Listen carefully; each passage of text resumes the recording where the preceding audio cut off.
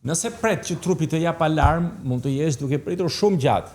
Disa infeksione seksualisht të transmetueshme nuk bërtasin, nuk dhëmbin, nuk japin shenja të qarta, zhvillohen në heshtje, ndërsa ti mendon se gjithçka është në rregull. Dhe pikërisht kjo është arsye pse disa njerëz e zbulojnë vonë, jo kur fillon problemi, por kur ka nisur tashmë dëmi.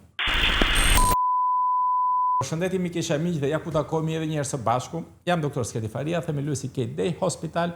Sot do të ndalemi në një temë që për shumë njerëz vazhdon të mbetet e vështirë për të diskutuar hapur, por që në realitet ka të bëjë drejt për drejt me shëndetin, me përgjegjësinë personale, me mbrojtjen e partnerit dhe me mirëqenien afatgjat. Sëmundjet seksualisht të transmetueshme dhe parandalimi i tyre. Kjo nuk është një temë që duhet trajtuar me turp. Nuk është një çështje që duhet mbuluar me heshtje. Nuk është asnjë diskutim që prek vetëm dikë tjetër. Është një realitet mjekësor serioz, i përhapur dhe me pasoja të rëndësishme nëse nuk kuptohet dhe trajtohet në kohë. Organizata Botërore e Shëndetësisë thekson se infeksionet seksualisht të transmetueshme kanë ndikim të madh në shëndetin seksual dhe riprodhues në mbar botën. Ajo që e bën këtë temë kaq të rëndësishme është fakti se shumë njerëz mendojnë, po të kisha diçka do ta kuptoja menjëherë. Por kjo nuk është e vërtetë. Shumë infeksione seksualisht të transmetueshme mund të mos japin asnjë shenjë, sidomos në fazat e para. Një person mund të ndihet krejtësisht mirë dhe megjithatë të jetë infektuar, ta transmetojë infeksionin dhe ta zbulojë më vonë, kur problemi është bërë shumë më kompleks. Kjo është arsyeja pse mungesa e simptomave nuk është një provë që gjithçka është në rregull. Kur flasim për sëmundjet seksualisht të transmetueshme, nuk po flasim për raste të rralla apo për diçka periferike, po flasim për një realitet global shumë të madh. Organizata Botërore e Shëndetësisë, institucioni më i lartë ndërkombëtar për shëndetin publik, vlerëson se çdo ditë më shumë se 1 milion persona marrin një infeksion seksualisht të transmetueshëm. Vetëm në vitin 2022, në botë pati rreth 374 milion infeksione të reja, rreth 129 milion klamidia, 82 milion gonorre, 8 milion sifilis dhe 156 milion trikomoniaz. Këto shifra tregojnë qartë se nuk flasim për një problem të vogël, por për një barrë të madhe globale shëndetësore. Klamidia është një infeksion bakteriale seksualisht të transmetueshme më të shpeshta. Shkaktohet nga një bakter i quajtur Chlamydia trachomatis. Problemi më i madh me të është se përgjithsisht kalon pa simptoma, sidomos tek gratë. Kjo do të thotë se një person mund ta ketë infeksionin, të ndihet mirë dhe të mos kuptojë asgjë. Nëse nuk diagnostikohet dhe trajtohet në kohë, ai mund të shkaktojë dëmtime në aparatin riprodhues, si sëmundje inflamatore pelvike, dëmtime të tubave fallopiane, shtatzëni jashtëmitre dhe probleme me fertilitetin. Pra, fakti që klamidia shpesh është e heshtur nuk e bën të lehtë, përkundrazi e bën më të rrezikshme, sepse mund të shkaktojë dëm pa u vënë re. Sipas të dhënave të OBSH-s, vetëm kjo sëmundje ka 10 milion raste të reja çdo vit. Gonorrea është një tjetër infeksion bakterial i rëndësishëm. Shkaktohet nga bakteri Neisseria gonorrhoeae dhe mund të prek organet gjenitale, rektumin dhe fytin. Mund të jap djegje gjatë urinimit, sekrecione të pazakonta dhe shqetësime të tjera, por jo gjithmonë simptomat janë të qarta. Ajo që e bën gonorren edhe më misterioze sot është fakti se në disa raste po bëhet më e vështirë për të trajtuar, sepse po rritet rezistenca ndaj antibiotikëve. Kur themi këtë, nuk po flasim për një ide të përgjithshme, por për një shqetësim real të ngritur nga Organizata Botërore e Shëndetësisë, e cila konsideron rezistencën antimikrobike të gonorres një kërcënim të vërtetë për shëndetin publik. Pra, neglixhenca këtu nuk është vetëm gabim individual, ajo lidhet edhe me një problem shumë më të madh në nivel botëror. Organizata Botërore e Shëndetësisë vlerëson rreth 82 milion raste të reja me gonorre vetëm në një vit. Sifilisi është një infeksion bakterial i shkaktuar nga Treponema pallidum. Ai shpesh nënvlerësohet, sepse në fillim mund të jap një shenjë që nuk duket alarmante, për shembull një plagë që nuk dhemb. Por pikërisht kjo e bën të rrezikshëm. Mund të kalojë pa shumë zhurmë, ndërkohë që infeksioni përparon. Nëse nuk trajtohet, sifilisi mund të prekë lëkurën, sistemin nervor, zemrën dhe organe të tjera shumë të rëndësishme. Kjo është arsyeja pse diagnostikimi i hershëm bën diferencë të madhe. OBSH raportoi se rastet e reja të sifilisit të rriturit 15 dhe 49 vjeç arritën në 8 milion në vitin 2022 dhe kjo tregon qartë se bëhet fjalë për një problem as pak të rrallë. HPV, pra papillomavirus human, është një nga infeksionet seksualisht të transmetueshme më të përhapura. Këtu duhet kuptuar diçka shumë e rëndësishme. Kur themi HPV, nuk po flasim për një virus të vetëm, por për një grup virusesh. Disa lloje shkaktojnë lytha gjenital, ndërsa disa variante të tjera përfaqësojnë rrezik të lartë sepse lidhen me zhvillimin e disa kancereve, sidomos atë e të qafës së mitës, por edhe të anusit, penisit dhe zonës së gojës e të fytit. Pra, kur flasim për HPV, nuk po flasim vetëm për një infeksion të zakonshëm, por edhe për një faktor rreziku onkologjik. Sipas qendrave për kontrollin dhe parandalimin e sëmundjeve, CDC, mbi 42 milion njerëz në Shtetet e Bashkuara janë aktualisht të infektuar me HPV dhe 13 milion raste të tjera shfaqen çdo vit. Po ashtu, vaksina kundër HPV-s mund të parandalojë mbi 90% të kancereve të shkaktuar nga ky virus.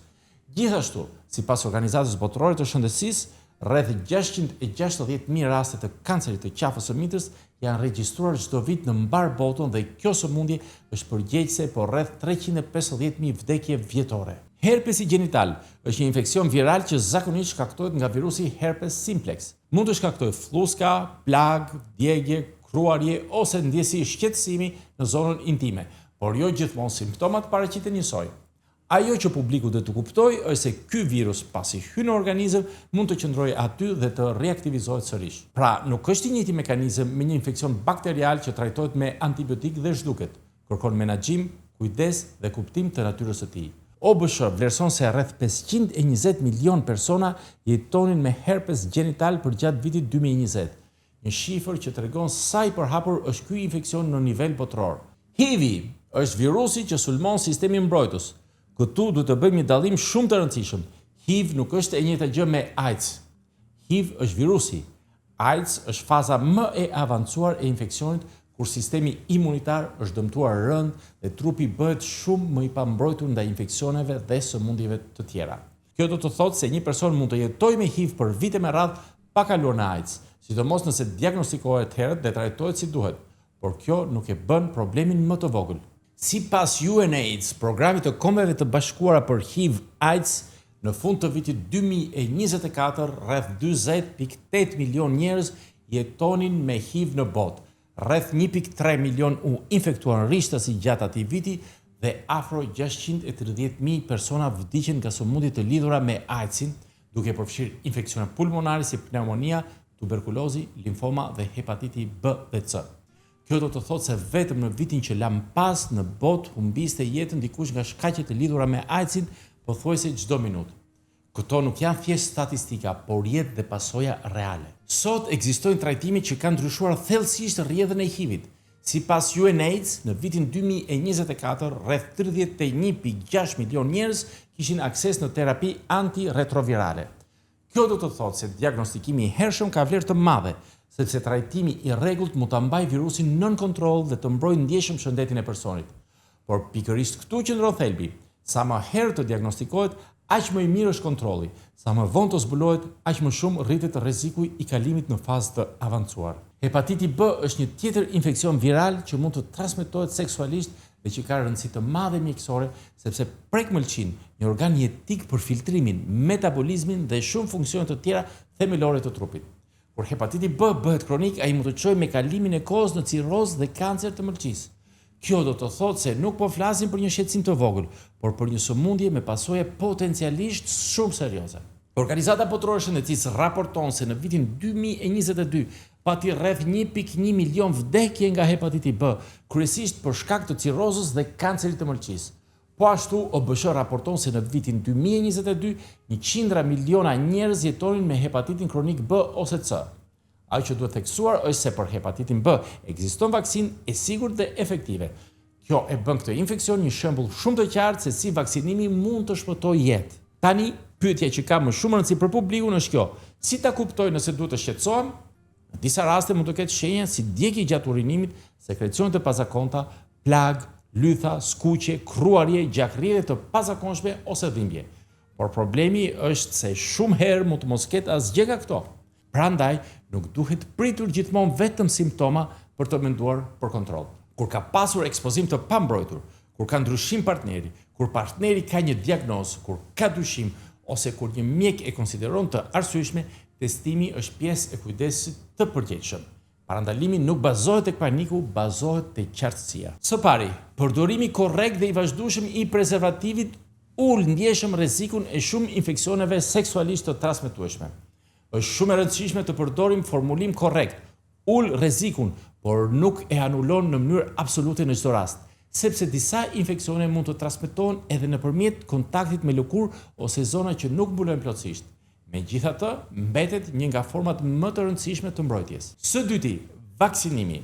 Për human papilloma virus dhe hepatitin B, vaksinat janë mjete shumë të fuqishme parandaluese. Kur bëhen në kohën e dur, ato mund të ulin në mënyrë domethënëse rrezikun e infeksionit dhe të pasojave më serioze që mund të vinë më vonë.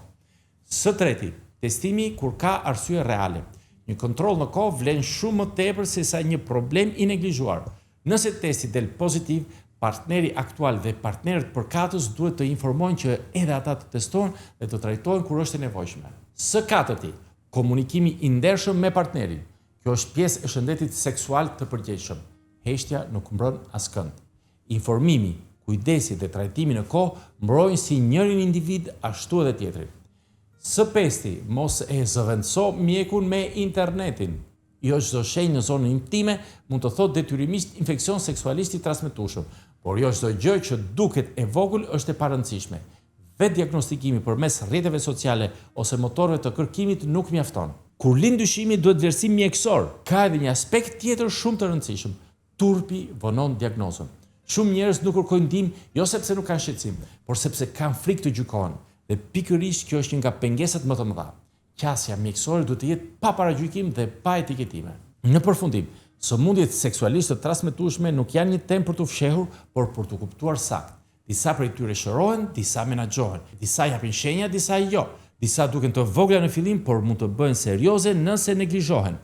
Prandaj, mesazhi më i rëndësishëm është ky: mbrohu, informohu, kontrollohu kur duhet dhe mos e trajto shëndetin seksual si një temë që shtyhet për më vonë.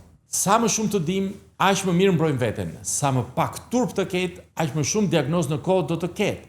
Dhe sa më herë të veprohet, aq më e madhe është mundësia për të shmangur pasojat që në shumë raste janë të parandalueshme. Nëse mendoni se kjo temë meriton të dëgjohet edhe nga të tjerë, ndajeni, lini mendimin tuaj në komente dhe bëni subscribe në kanalin ton YouTube për më shumë përmbajtje të këtij formati. Ju falenderojmë që na ndiqni me vëmendje dhe përkushtim.